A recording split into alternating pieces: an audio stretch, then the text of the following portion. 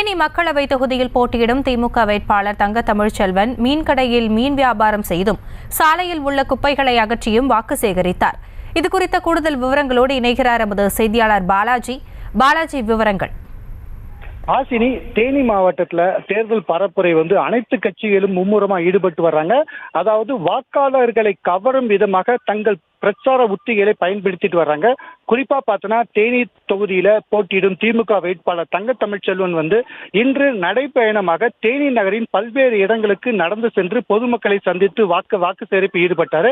அப்போது பார்த்தோன்னா அங்கு உள்ள மீன் கடையில் உள்ளே புகுந்த தங்க தமிழ்ச்செல்வன் அங்கு உள்ள மீன்களின் விலை விவரத்தை கேட்டறிந்து அப்போது மீன் வாங்க வந்த நபரிடம் அந்த மீனை விற்பனை செய்தார். பின்னர் பார்த்தோன்னா நடந்து சென்று கொண்டிருக்கும் போது சாலையை ஒரு துப்புரவு தொழிலாளி கூட்டிக் கொண்டிருந்தார்.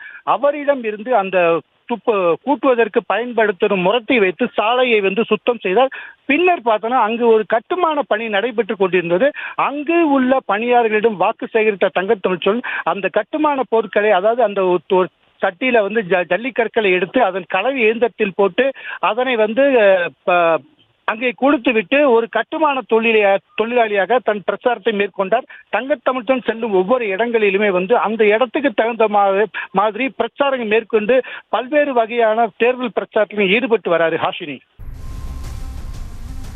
தங்களுடைய விவரங்களுக்கு நன்றி பாலாஜி. செய்திகளை உடனுக்குடனும் துல்லியமாகவும் தெரிந்து கொள்ள சப்ஸ்கிரைப் பண்ணுங்க.